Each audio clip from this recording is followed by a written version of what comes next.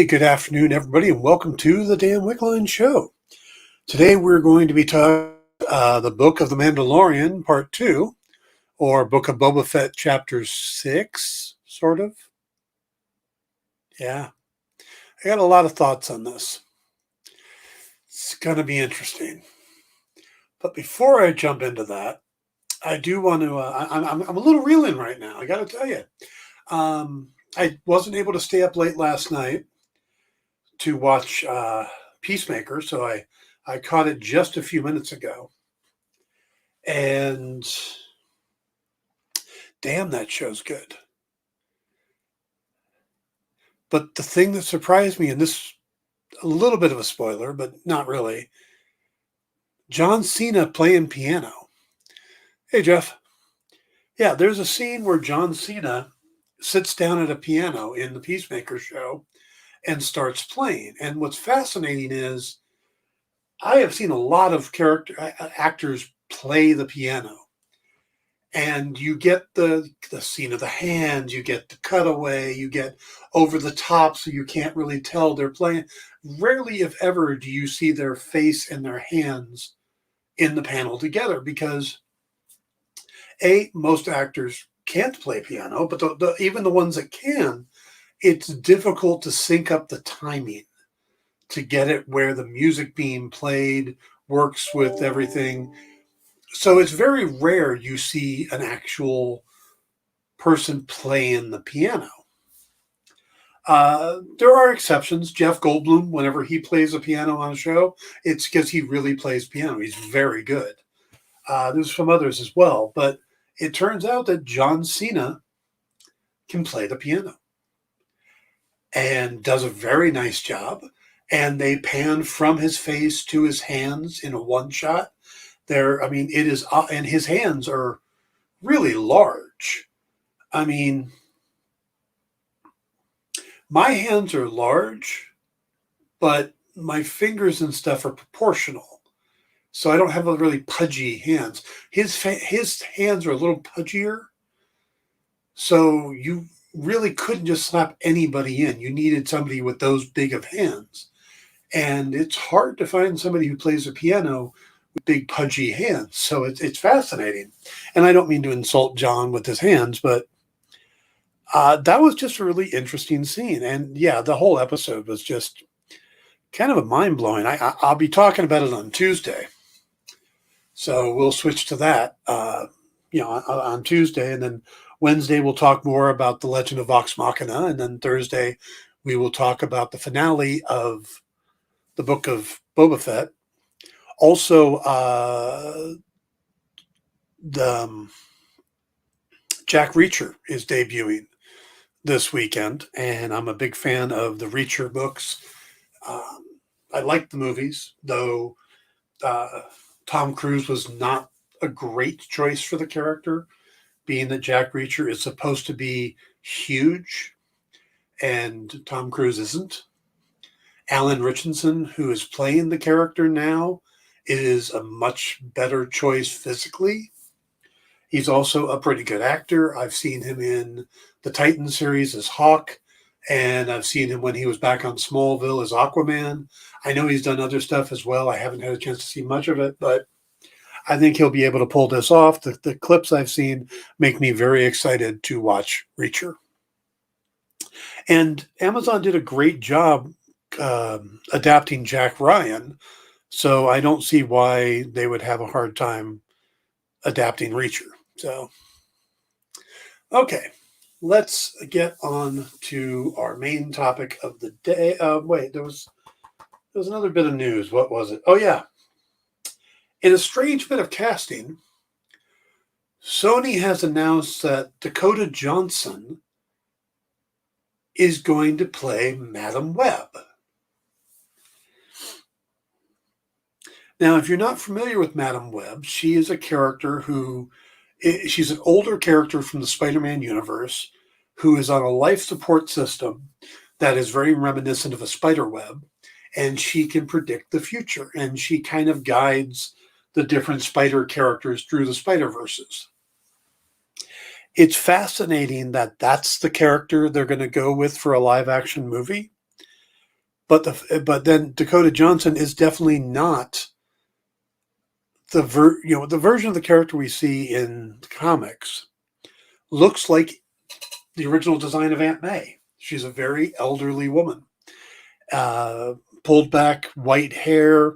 I think she's blind, or at least it comes across that way. Is a very unique character. So to do a movie about that character seems strange in the first place, unless you're using it to introduce other versions of Spider-Man, which I could see them doing. But then why focus on Madam Web and not call it a Spider-Verse movie or something like that? But Madam Web, solo movie, and Dakota Johnson, who just does not look like the version in the comics, which I'm fine with. They can do that. But I'm really curious what they're going to do with this series, because it's, like I said, it doesn't automatically lend itself to being its own series. It'd be like if Marvel decided to do a new series, but instead of doing the Punisher, they focused on Microchip. It's all about the computer hacker. I mean, you could do some good stories with that, but it's not necessarily make a lot of sense. So, all right, let's talk the Book of Boba Fett. I have very mixed feelings on the Book of Boba Fett. As a Star Wars fan, I think it's absolutely amazing. Hello, Lord of the Sith. Well, she's 30, and in Hollywood, a woman is over 30, she's ancient. Funny, JD. So my thoughts on the Book of Boba Fett is, like I said, as a Star Wars fan, it is awesome. Before we go any further, let's roll that spoiler stuff, the big spoiler banner, just to be on the...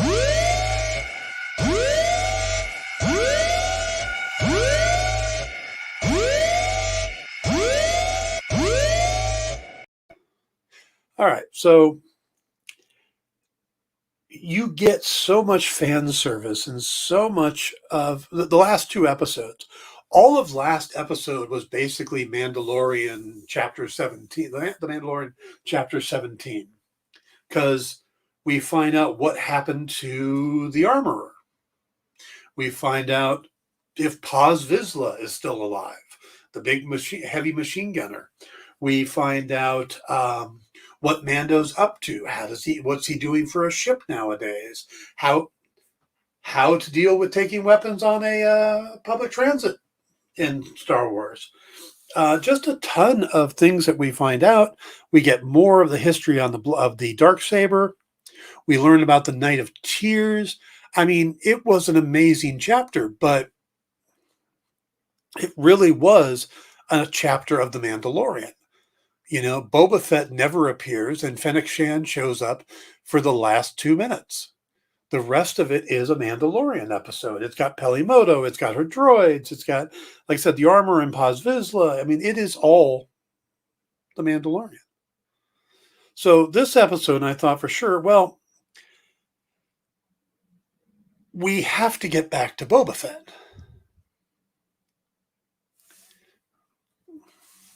Jeff says, it is no longer a couple of standalone series. It is Filoniverse, and it all crosses streams. I have a problem with calling it the Filoniverse, because a lot of this was built by both Dave Filoni and Jon Favreau, and I think the bulk of the Mandalorian, to me, comes across as a Jon Favreau thing, that Filoni has worked with them, of course, but then has brought in stuff from Clone Wars and stuff like that. And part of me, I'm not necessarily a fan of all of the fan service they're doing. I would like to spend a little more time with just, Din and Grogu. That's kind of where I wanted it to go. And that was the first season, and I loved it. By second season, though, it was suddenly, oh, we're bringing in Bo-Katan, we're bringing in Ahsoka, we're name dropping Thrawn, we get Luke Skywalker. I mean, just so much of the lore got brought into season 2, where what made season 1 great was here we were exploring an untouched part of the universe, an untouched part of the Star Wars franchise. And then, like I said, they brought in Boba Fett, they brought in all of this stuff into season 2. And it was a little disjointed in a sense, because it was like this, but they kept it focused on Din Djarin and Grogu, which was why I didn't bother me that much. But now it's like it's all about establishing Rebels and Clone Wars as part of the live action to what I think might be the detriment. I mean, the introduction of, and I'm jumping ahead here, but the introduction of Cad Bane, it's great. He's this great character, but at the same time, why are we introducing this character in the penultimate episode of, I mean, it's the same complaint people had about bringing Wilson Fisk in the second to last episode, and then, making the big thing about him in the finale on Hawkeye, is they're doing the same thing here. We have got so much extra stuff that Boba Fett is a cameo in his own series in this episode. He doesn't have a word of dialogue. He's in frame for 10 seconds, does a nod to Din Djarin, and that's it. He hasn't spoken a word in 2 episodes. How? As a writer, that just drives me insane. It's like, what are you doing? Why are we so far off? We're literally 1 episode to go, and they've spent the last 2 without the main character. 1 episode to go. They've just brought back Cobb Vanth, Ahsoka Tano, Luke Skywalker, Grogu, introduced Cad Bane, introduced this new, well, he's probably dead by now, the new deputy. We barely get, the Pikes have really done 1 or 2 things total to make them the bad guy. They blew up the sanctuary, which is like the first thing they've done that's actually crime related. This series, just the pacing and the timing of everything doesn't make a lot of sense. How are we going to have, and we say this in just about every one of these Disney Plus series, how are we going to have a satisfactory ending with all of the stuff in 1 episode? And I heard someone else today say, well, I think it's going to be a 2-hour finale. And that's what's said in just about every one of these Disney Plus series. Oh, it's going to be this great big finale. It's going to be this huge finale. They have so much to cover. And they don't. They don't do 2-hour finales. They come in and they give us a satisfactory ending most of the time. And that's it. They do 45 minutes. They wrap up some of the plot lines, and they leave a few out there, in this case, I think, so that The Mandalorian season 3 can pick up on it. But, we spent so much time with Grogu and Luke that I wasn't even sure what show we were watching anymore. Because it's not like it was, The Mandalorian was in some of it. Ahsoka Tano was in it quite a bit. Luke was all over the place. By the way, hands down, they have done an amazing job improving the Luke Skywalker special effects from the end of season 2 to where we are now. I mean, just so good. I mean, there's still a couple moments where it's like, okay, but overall, so much better than what we saw at the end. And I liked what we saw at the end of season 2. I didn't have that big a problem with it, but it did have that uncanny valley feeling. Do you think that was Mark Hamill's voice, though? I'm not sure. Yes, it was definitely Mark Hamill's voice. What they do is they bring him in, they have him record the lines, then they take it up a couple pitches, a little bit, and they speed it up a little bit. And that's how they make it closer to what he sounded like when he was younger. But yeah, Mark Hamill did record his lines. Also, Cad Bane, the voice actor for Cad Bane, was the same one from the Clone Wars, Corey Burton. So, but I looked at that episode, and like I said, it's a great Star Wars episode.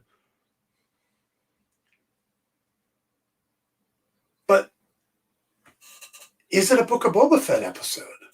If they had called this series The Battle for Tatooine, I don't think anybody would be saying anything. They could have called it anything but The Book of Boba Fett, because when you put Boba Fett's name in it, you expect to see Boba Fett. And we got 4 episodes that was a lot of Boba Fett, but it was also a lot of flashbacks and nothing really moving forward on the main storyline. And then we spent the 5th episode not even on the planet until he starts building the ship. And again, nothing to do with the main storyline. And then we get into this one. The Cobb Vanth scenes were part of the main storyline. And then his trip to Jabba's palace for the briefing, and then he immediately leaves to go talk to Cobb Vanth. That's all we got that was for the main storyline. Everything else was Mandalorian season 3 stuff. Are we going to get Grogu back? Is he going to be returned? Is he going to pick the Mithril shirt? I know. The Beskar chainmail, or is he going to pick Yoda's lightsaber? That's, and will we get that answer this next week? At this point, is Luke going to show? Is that going to be how they end every series? Luke shows up and saves the day? I hope not. And there's been rumors about Harrison Ford showing up. I don't want that anymore. I want just an hour of actual story involving Boba Fett, the Pike Syndicate, and solving the problem on Tatooine.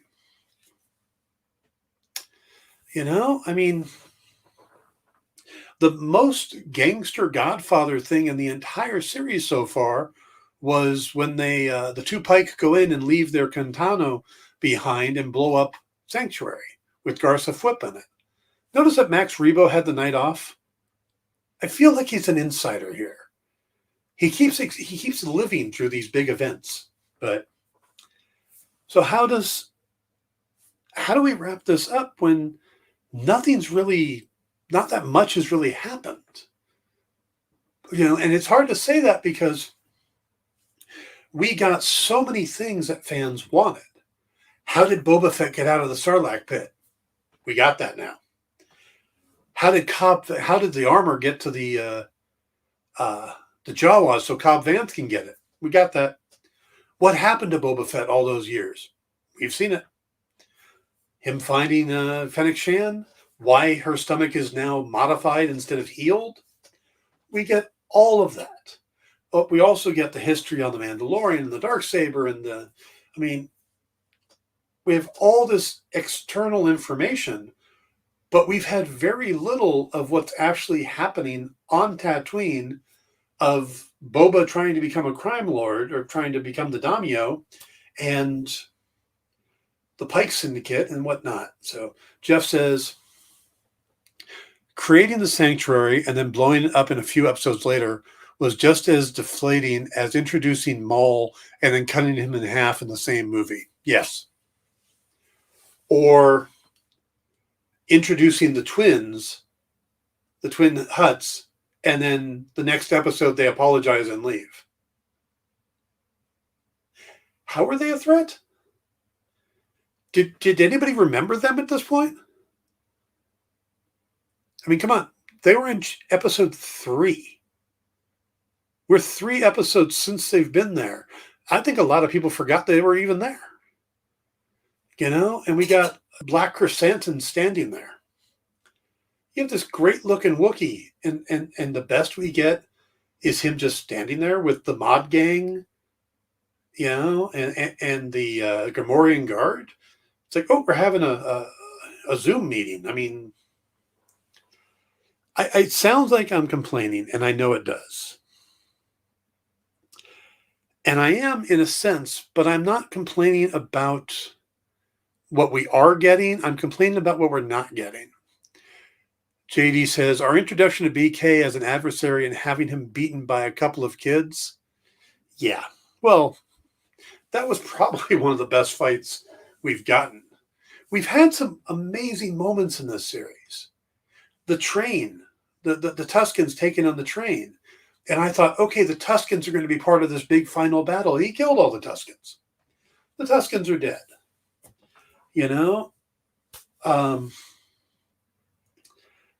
So instead, we're going to get Cobb Vanth and the people of Freetown. I really wanted the Tuskens. I wanted that. I wanted that moment of redemption for these characters who have been basically treated like savages since the first movie. And I don't know. I'm a little amazed at just how much stuff they're trying to push into this series and how little we get of what we were promised. We were sold that this was a book of Boba Fett, that this was a series about Boba Fett returning to take over Jabba's territory. And that has been so little of the series that it's shocking in a way. Now, again, the stuff, I love Black Chrysanthemum. I think he's a great character to introduce. Cad Bane is one of the best bounty hunters from the Clone Wars and stuff like that. So we're getting that. Ahsoka Tano is a fun character. We're going to get a whole series of her, But it really does feel like we're spending so much time answering fan questions that they're forgetting to actually tell a story. That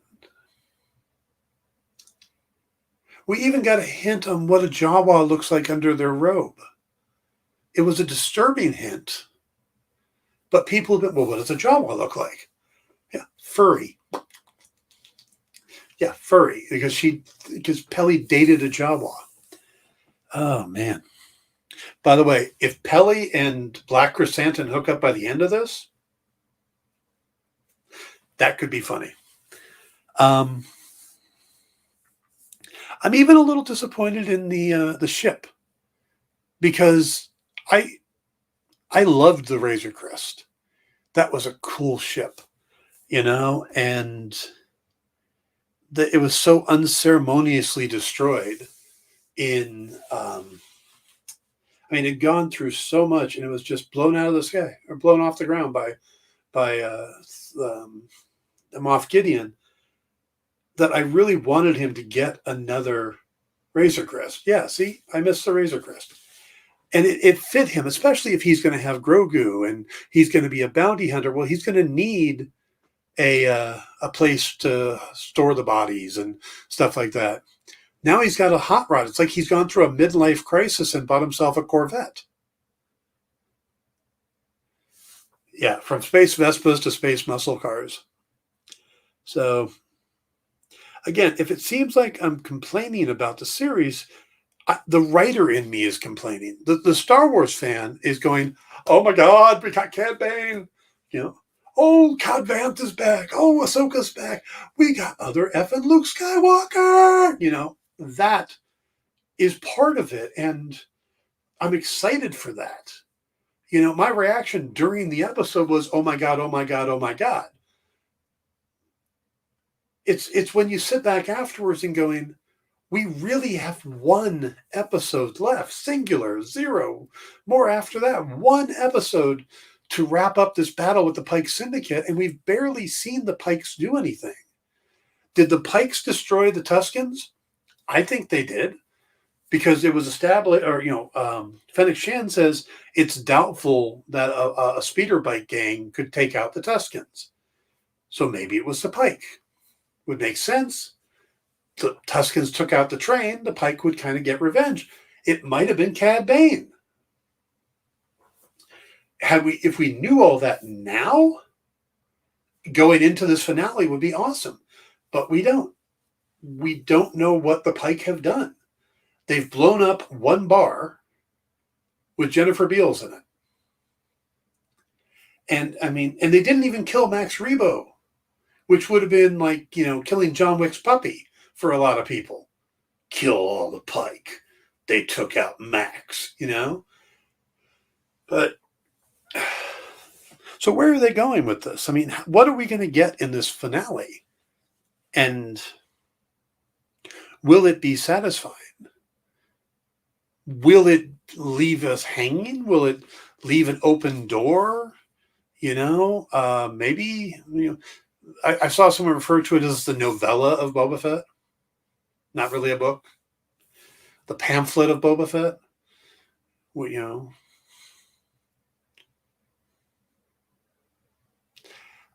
I want to love this series, and there's so many amazing things in this series that are happening, and so much character development in the last 2 episodes alone, but none of it has to do with Boba Fett. JD says, I think my biggest problem is the supposed main character has had so little agency. He's just had things happen to him, but very few actual decisions that affected the story. Exactly. He got out of the Sarlacc pit, got his armor taken by the Jawas, got taken by the Tuskens, who eventually take him in, but, he's treated like a slave before that. And even, once he gets his stuff back, he's just kind of being told to go around the city.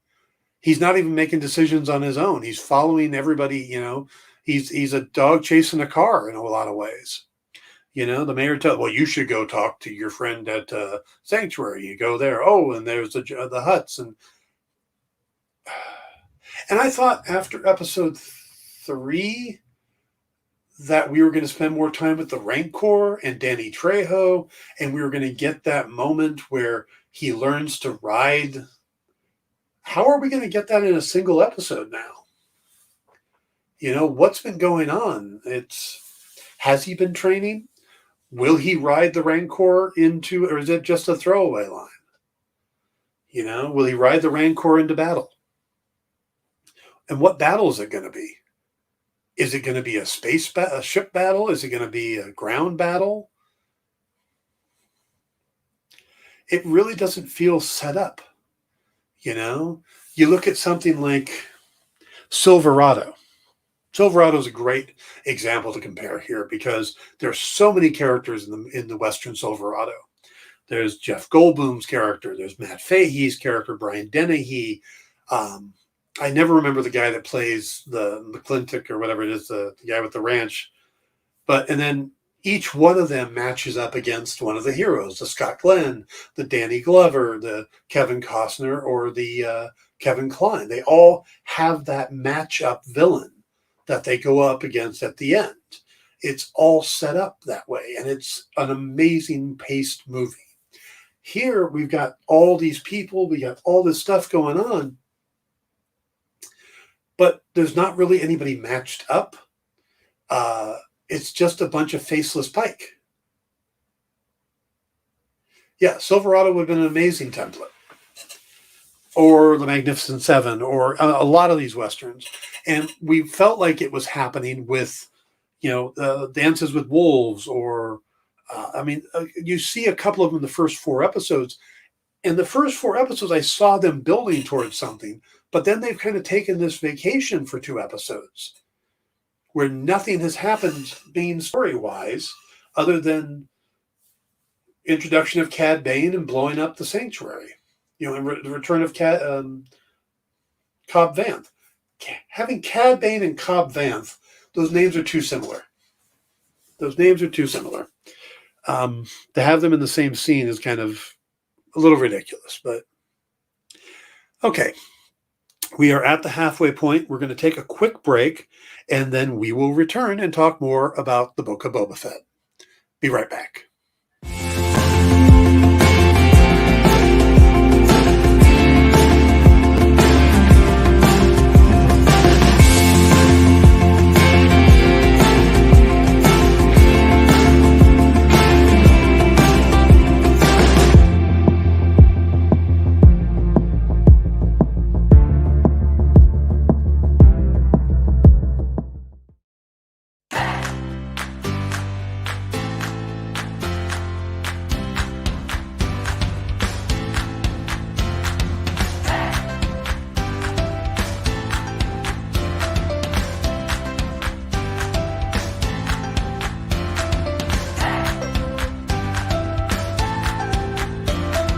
There's something for every imagination at your local comic shop.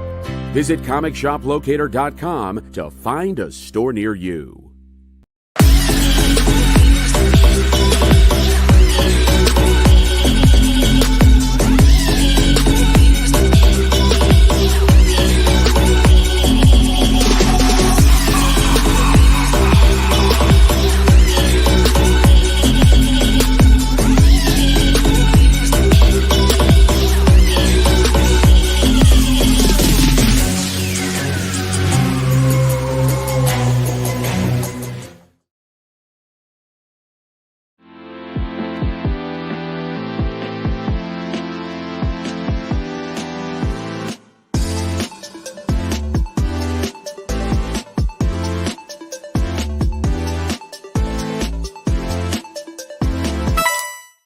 Hey, I'm Joe Pruitt.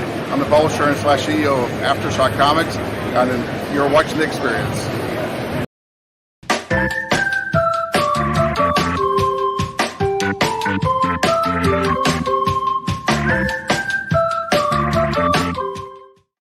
Hey, everybody. Welcome back to the Dan Wickline Show here on The Experience.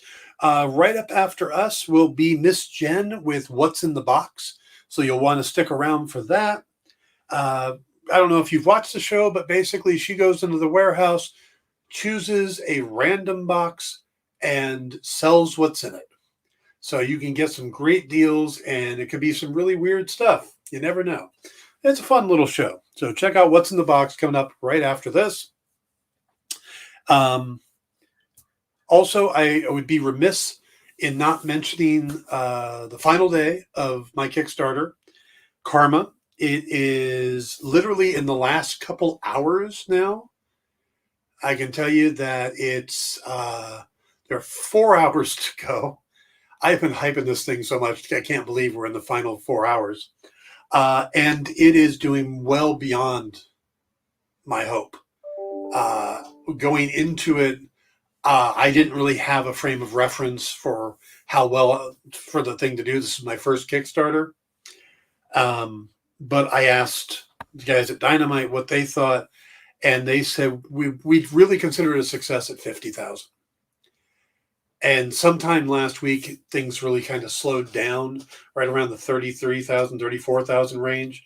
So I was kind of finding, well, I'll be happy if we do X or do Y or do, Well, it's been kind of going and going and going, and we actually got to 53,000 now. We're at over 1,100 backers. I am just beyond happy and excited with it. I could not be more happy. And I think there will be a chance to do more stories with these. So, yeah, 53,326 right now. That is just beyond my wildest dream. So we got 4 hours left. Could we hit 55,000? Maybe. But all the graphic novels are going to be hardcovers now because we hit that stretch goal. There's 3 trading cards everybody's going to get. There's the Stepan Sejic cover, the Mirka Andolfo cover, the Michael De Pascal cover, both regular and naughty. There are lithos you can order. There's the D. Pascal cover, the Sedgwick cover, and the Merca Andolfo cover. So there's some great stuff. It's the last chance. If you haven't checked it out yet, the link's right there in the chat. I would appreciate if you take a look. Again, the last 4 hours. And then I don't have to talk about it anymore. Trust me, nobody's going to be happier about that than me. And it's not because I don't love the book. I do. I love the book. I love the story. I can't wait to be able to do more with these characters. I can't wait till you guys get it and get to read it. But spending 30 days self-promoting is just about killing me. So I'm going to be very happy to, by 7 o'clock tonight, local time, Pacific time, to not be talking about it anymore. It's going to be very nice. All right. By the way, I am remiss to point out, or having not pointed out, that after What's in the Box, we have the second episode of our new series, Space Cadets, which is the crew from Space Cadet Comics. I'm not quite sure what they're doing, but it's Jenna, who is just this ball of energy and just intoxicating. You start watching her and you get excited. So check out the show. It's on after What's in the Box. That's at 8 p.m. Eastern or 5 p.m. Pacific. But they talk everything comics on there, so you definitely want to check that out. Our normal later show tonight, kicking it with Henri. Henri's a little under the weather, so he's taking the night off. He'll be back for his Friday show, but he won't be on tonight. But stick around for What's in the Box with Miss Jen for 2 hours, and then Space Cadets with Jenna and the crew over at Space Cadets. So they spell it Space Cadets, TTES, like the feminine version of cadets. I don't know. But they talk comics, and it's a lot of fun. So stick around for that. Excuse me. All right. Let's get back to the Book of Boba Fett. Want to roll that spoiler thing again?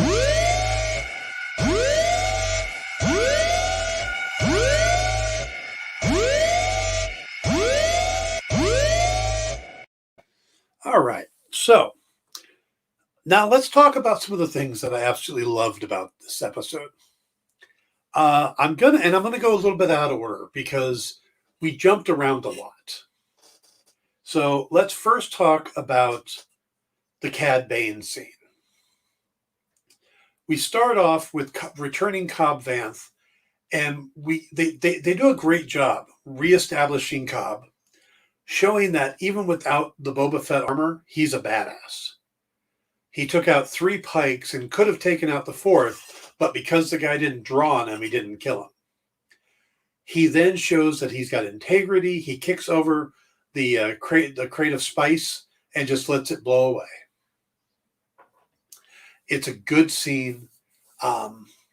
They still use the term Mos Pelagos. We don't get the term Freetown until later on. But the interesting thing is that in Cobb Vanth was introduced in a series of novels by Chuck Wendig called Aftermath. And I've read all 3 of them. They're great. But there's a lot going on in Aftermath, and Cobb Vanth is only a small part of it. And it's all about him being a marshal with Boba Fett's armor. Well, in it, they also refer to where he is as Freetown. So they kind of fix that thing by renaming it Freetown. And you see the aftermath of them working with the Mandalorian and the Tuskens with even something as simple as inside the little bar area, the ribs from the crate dragon they all killed together, that's adorning the inside of the bar, or we see at one point the Jawas are driving around with the head of the crate dragon on top of their sandcrawler, which I thought was very cool, very metal, something a heavy metal band would do, definitely. But we established that Cobb is still a badass. That he's got a new deputy. And as soon as they introduced a new deputy, it was almost like they went, oh, look, it's a red shirt. The chance of that guy living through the episode was so tiny, so minuscule, that it wasn't even funny. I don't even know if we actually got a name for him. I think I'm looking it up now. Is Jeff Dashnaw was the actor, and his role was Deputy Scott. He doesn't even get a full name. He doesn't even get a Star Wars name. How non-Star Wars name is that? He's a stunt actor. So when they pick a stunt actor, there's a good chance you're going to die or you're in makeup. But yeah, so we get that guy, and it's obvious he's a goner. He's going to be dead, and he tells when Mando comes out there, you got to move your ship. Deputy D the third. Yep. Deputy Fife. Would have been funny if they would have called him Fife. Or Barney. Yeah, so it's obvious that that's going to happen. And of course, the deputy basically saves Cobb's life by drawing. Had it just been between Cobb and Cad, Cobb would have been dead. But because he split, he only shoots Cobb in the shoulder. And I'm pretty sure Cobb Vanth is still alive, and he's going to lead the people of Freetown to help Boba. So, because if not, then reintroducing him was kind of a waste of time. But, so we got that. The introduction of Cad himself, Cad Bane, the episode's called From the Desert Comes a Stranger. And it's pretty obvious that it was him. Him walking up his whole outfit is very reminiscent of Lee Van Cleef from The Good, the Bad, and the Ugly, which is fascinating to me because Boba Fett was designed to be the man with no name from that. So they're natural enemies, Boba Fett and Cad Bane. So, and they do show clash. There's some unused scripts and stuff that actually has Boba Fett killing Cad, but Cad's the one that puts the dent in the helmet in the shot. I mean, there's a lot of history between the two. Cad's supposed to have studied under Jango, so, and he's set up not to be able to be attacked by Jedi. He's got a metal pipe in his throat. And that's why he's got the breathing thing. It's a bypass, so they can't force choke him. It's like he made himself so Darth Vader can't get him. But, so he tries to take away one of the Jedi's, at least. So who will be our Eli Wallach? Good question. Have to think about that one. Maybe the bartender guy.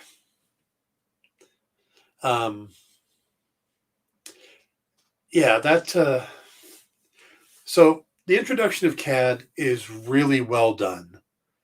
It gives the Pikes a heavy in the same way that the twins had Chrysanthemum, but now Chrysanthemum's on Boba's side. So I don't think the army is going to be as big as I kind of hoped it was going to be. I had hoped it was going to be a huge army of Pike and that the Tuskens would show up and stuff. Now I think it's much smaller, much more manageable because, they're just getting the foot soldiers from Freetown. They're not really bringing in any big groups. And if the Tuskens were available, I think Boba would bring them in, but I don't know. Again, I don't get where they're going with this, but okay. So I really love that scene.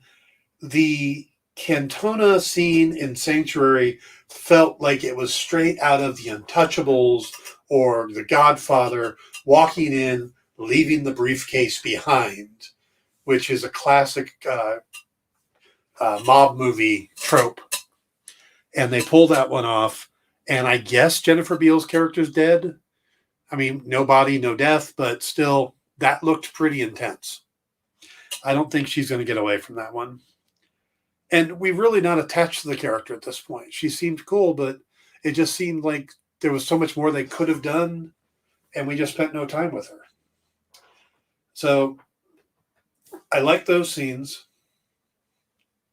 Mando interacting with Ahsoka Tano. The robots building the bench for him because it's going to be a long wait. R2 knowing not to take him to Luke, but to, bring him to Ahsoka.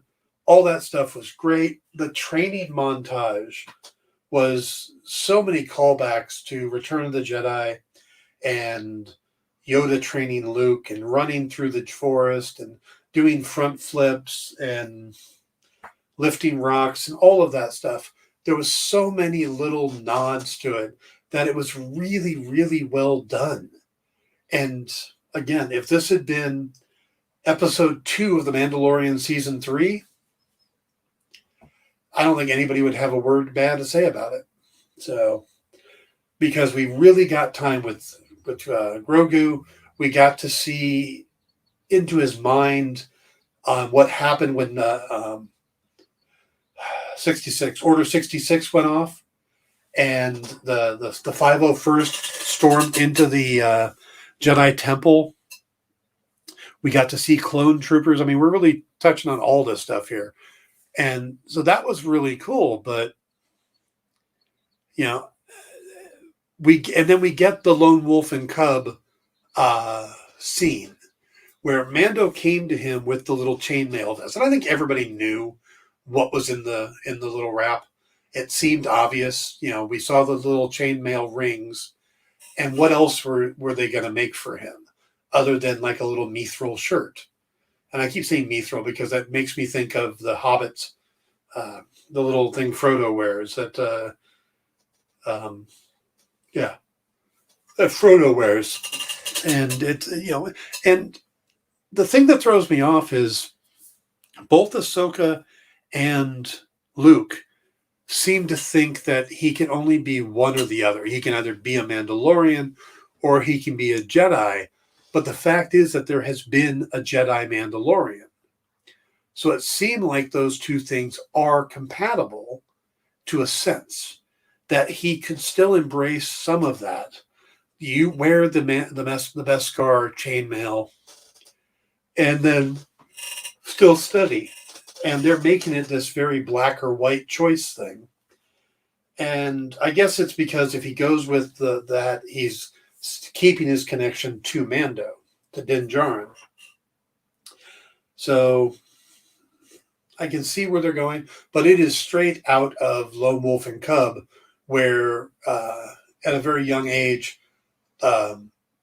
he presents a sword and a ball to the kid, and the kid has to choose which life he's going to choose. Now, we look at Grogu, and we immediately think that he's a baby. We all refer to him as Baby Yoda. But the fact is that he's 50 years old.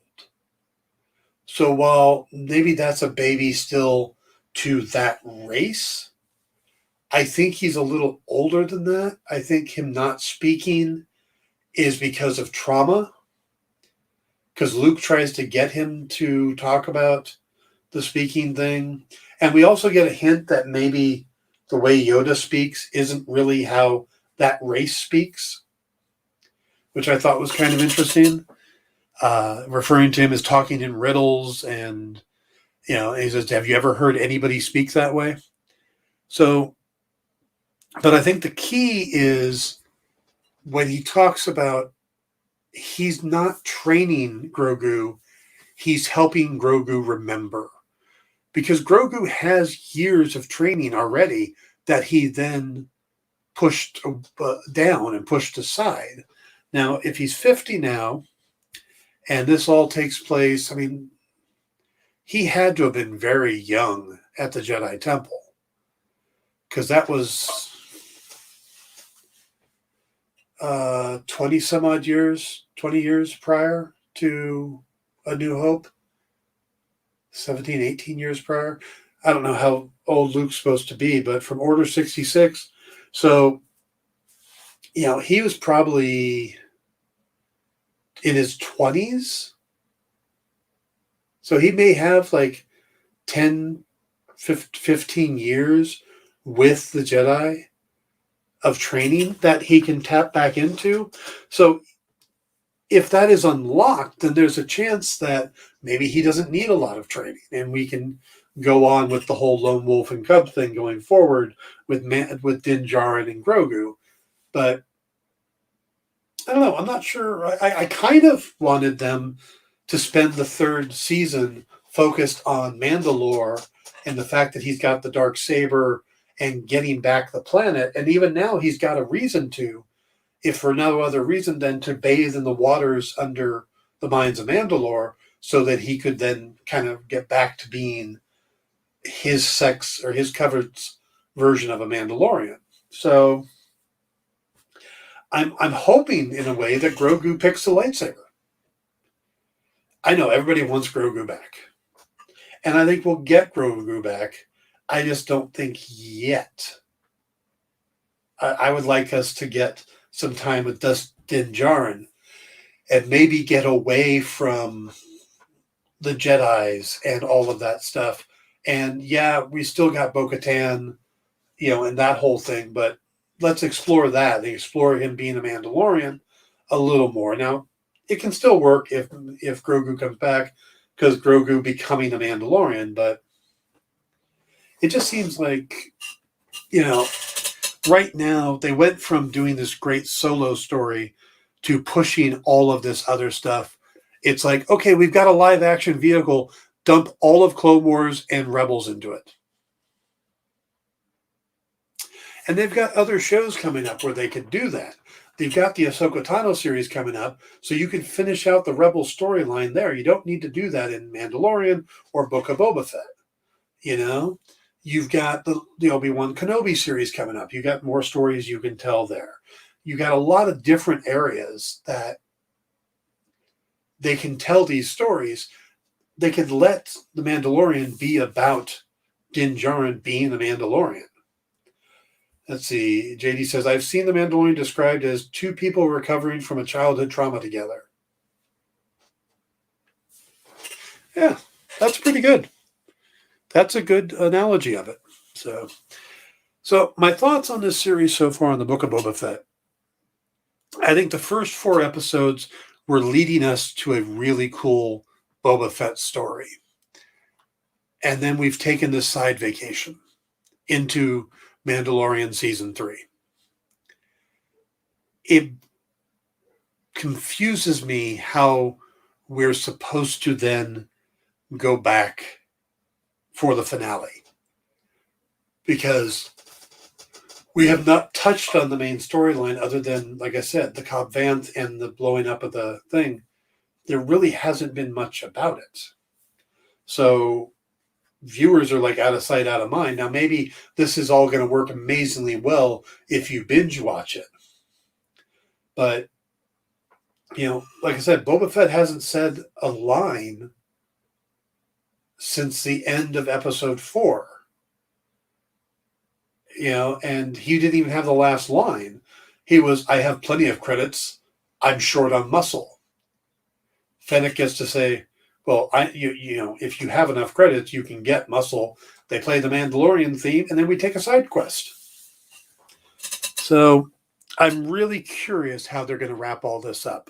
It feels like it's a bit of a mess right now, and it's going to take quite a bit to put it all together.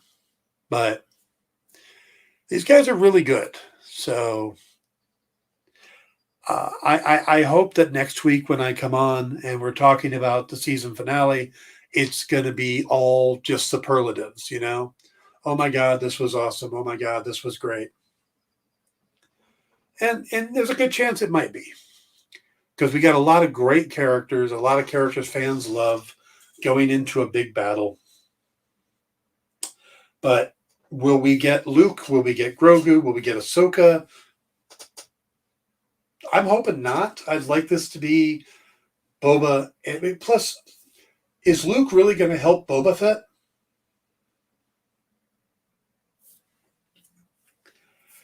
Take over his old planet, the planet he grew up on? Seems iffy to me. So hopefully next week, it's all resolution on this stuff. We can put aside everything else. So Jeff says, at the end of episode 7, Din could have easily said, then I need to go to see my little buddy to set up his season 3. We'll see what happens. Yeah, he didn't have to go there immediately. They could have left all that out. It really was a side trip that didn't seem necessary. The whole Mandalorian subplot didn't seem necessary. You know, we could have skipped the whole thing with the armorer. I loved seeing it. So that's where I'm mixed here. I loved getting all that information. I loved moving that story line ahead, but it's not Book of Boba Fett. It's his story. It's Mandalorian's story. So hopefully there will be a satisfactory ending for the Book of Boba Fett that ties up Boba Fett's story. Yeah. That's what I'm hoping for. All right, folks, we're going to wrap it up here. Kyle, JD was just nice enough to remind us there are 4 hours to go on Karma. This will be my last chance to plug it for you guys. So please take a look. The link is in chat. We are currently at